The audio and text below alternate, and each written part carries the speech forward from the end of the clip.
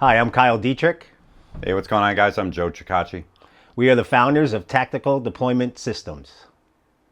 So tell us a little bit about how Tactical Deployment Systems got started.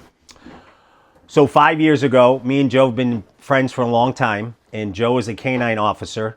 And one of the things that we talked about, because I was a trainer and Joe was a canine officer, was on long line deployments, the lines would always get tangled in the woods, in a building and stuff like that. So we talked about that somebody should come up with a device where you could just push a button and the device comes off the dog.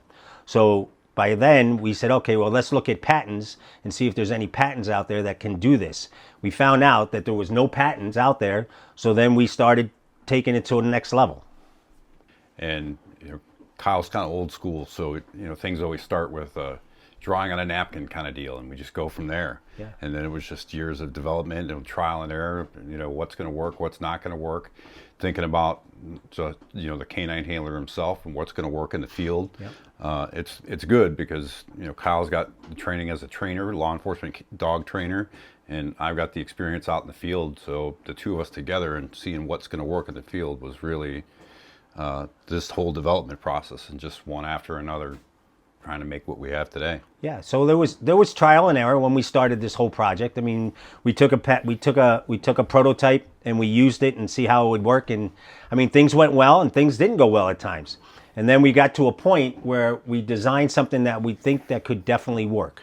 So the next part of that whole thing was we had to find an engineer, okay, because we're not engineers, okay, to say, hey, how can we develop this? And we were fortunate enough to find a young guy that was started out in his business and whatnot, and he was able to help us take it to a whole nother level. So what makes the Tactical Deployment System so unique? The biggest thing is it's one in the world.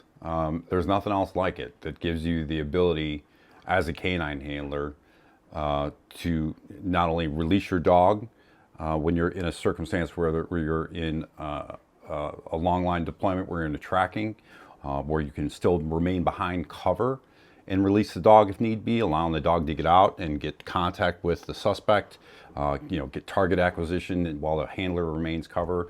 It's never been done before to give you that ability. I mean, traditionally, we, as a canine handler, if you're out on track and that suspect takes off, you're left with two options: either drop that lead in the woods and it gets caught, or to draw the dog back to you and then release the dog and send him. And there's just nothing else like it. It's quick, it's easy, it's lightweight, it's durable. I mean, there's nothing else out there that does what it does. I think the biggest thing is that you can make a decision without going into a panic. Like, you can push that, but you have plenty of time to push that button, and that leash and that device is going to fall off that dog, and that dog's going to be able to go free to anything. Yeah, that's a great point. I mean, you could technically, if the suspect took off, you could drop the lead. The dog can trail the lead for a minute or two, or a second or two, while you then reach up and say, "Yeah, he's going. I'm gonna hit that button," and the lead and the device and everything falls off to the ground, and the dog goes free. In the police, in the SWAT world, okay, when you're clearing rooms, when the dog goes into a room, let's say he goes into a kitchen and he gets tangled around the kitchen table, okay, now the dog is stuck. So now what happens is, now it becomes a dog problem. It doesn't become a suspect problem. So now they have to stop, try to get that dog loose, bring them, somehow go clear that room so you can get to your dog. With this device, you could push a button, the device will come off the dog, and you can recall the dog back to you, and you could start the process all over again. Fish the line back and start all over. And now it hasn't become a rescue mission for the dog. Yeah, I think that's very important. So what makes the device so premium? In my mind, it's because the device is crafted by canine professionals, for canine professionals. I mean, we handcraft each and every one of these devices. We've taken the device components themselves, and we've continued to do iteration after iteration. I mean, originally we had some steel jaws into the device. As part of that, the jaws here were steel, and it was a little heavier, I think, than we wanted it to be. Yeah. So we said, well, let's take this to the next level. So we changed it out. We went with a titanium jaw.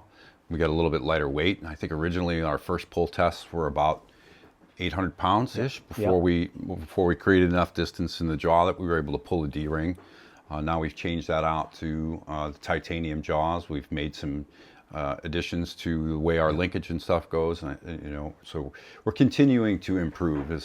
For us, this is an ongoing process, an ongoing evolution of this device that we continue to make improvements day after day after day. I mean, every time that we sit back down at the table and have a conversation, it's like, how can we make this better? How can we refine it? How can we package it better? How can we make it more user friendly? Well, and that's a great point that Joe I cut him off and I apologize, but that's a great point. This is developed by canine guys that are in the field, guys that work with the dogs, guys that know how it really works on a dog. And I think, and we're not engineers, but we're common sense guys. And we took this device and we said, how can this thing fall off the dog easy without the dog knowing it? How can we attach it with just like a pinch of a finger and it attaches? How can we put the long line on? And then comes the distance. So the funny part about this whole thing is when me and Joe talk, I always bring the device on a piece of paper. Or my ideas go on a piece of paper. I'm not used to the computer. So I hand it to Joe and I go, Joe, can we do this? And then Joe takes it off the piece of paper, puts it on the computer, and then all of a sudden, bam, we got this type of design. So, and I think that's the beauty of this whole thing is like, we're not engineers. We're hands-on canine guys. And I think that's why it's very successful because it works for us works. Because we've had, where we really benefit is we've had the opportunity, being a canine handler, being a law enforcement canine trainer. I mean, we've had this thing in the field with actual guys who are working the road in our training groups and whatever for years now. And we've said, it's not just Kyle and I, it's like, what do you guys like? What don't you like? What don't you like about this? And when guys are like, hey, we don't like this, we're like, all right, let's make that better. Yeah. And that type of feedback that we've had throughout the entire development process is, it has tremendous value to us. One of the things that we really need to talk about is what this device does as far as a safety thing. Joe's going to talk more on this is because Joe's law enforcement. He's in the field. He deals with this stuff every day. So tell him a little about it. Yeah, from a safety standpoint, this was a huge part of our development process. It wasn't just about being able to press the button and let go of the dog. It changes the game for us, really. As a law enforcement canine handler or military canine handler, traditionally the handlers are out in front of the stack. We're out in front of the other guys that we're operating with.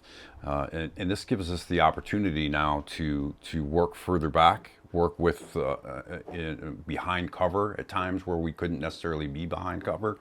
For example, if we're on a high risk stop, traditionally we're up there at the front with the dog, or the dog's out at the end of the long line if is the only way for us to stay back. And then what do? Then we drop that line, and now the dog's going to get hooked on a tire or something like that. But this just gives us the ability to, from a safety standpoint, to have the handler back and still know that when that dog needs to execute and go do his job, that he's going to be free to do that, not get hung up.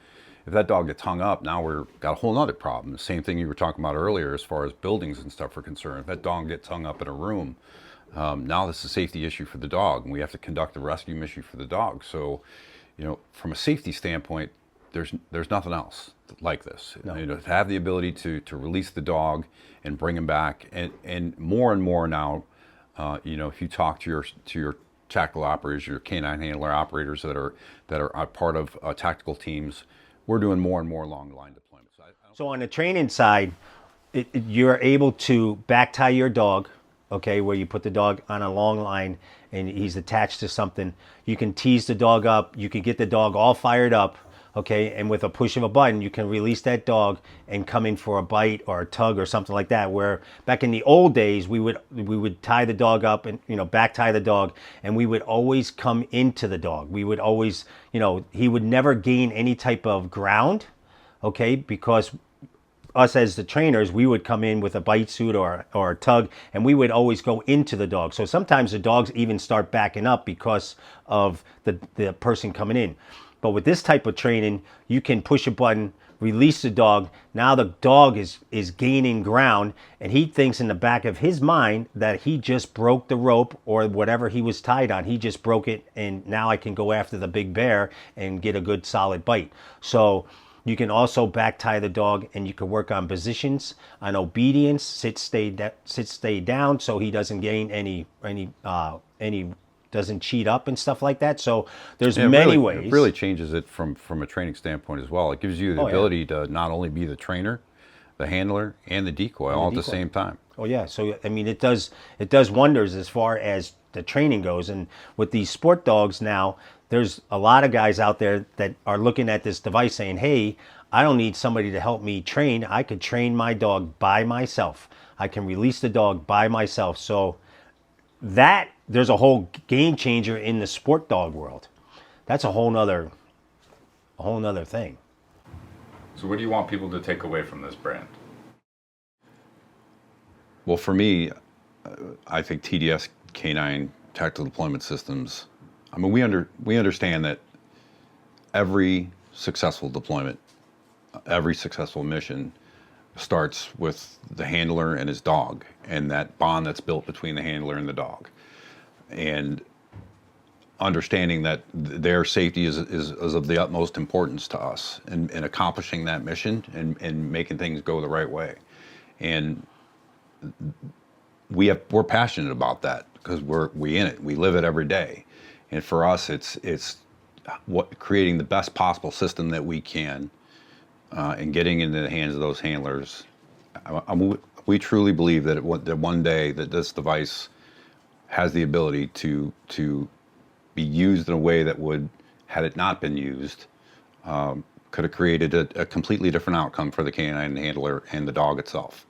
And this, for us, this is about giving the law enforcement, military handlers, and even our sport dog people, and training them in their protection dogs and everything else, giving them the tools and the equipment they need to be successful in each and every mission that they do. Yeah, I think we're, number one, we're 100% into this. We know deep down in our hearts that this device can save a dog, a handler. It could do wonders as far as releasing the dog and being successful with the release. If you look at our product that's on the table, okay, we have taken it to where we say to ourselves, okay, well, what do they like about it? Okay, like the colors play a big factor and stuff like that. It's just not one little device. It's this is what you get. It's multiple devices that you can pick out of.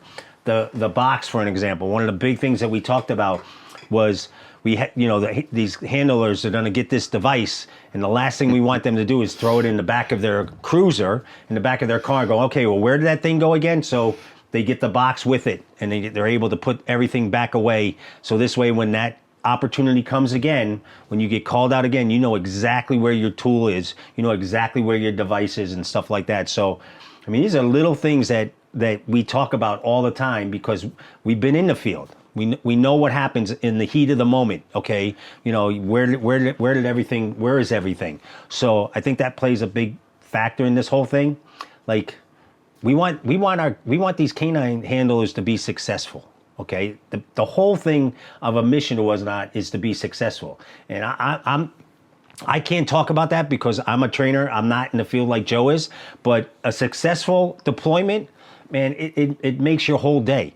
But if you have the right tools, if you have the right tool that you can use to be successful, you're going to pull that tool out all the time. And we believe that this tool can take your deployments to a whole nother level. It just gives you options that were never available to you before. So, I mean, at the end of the day, for us, like I said, this is about creating the opportunity for each and every mission to be as successful as it can be, giving the handler the tools that they, putting the tools in their hands. And, this is something that's, it's crafted by canine professionals for canine professionals.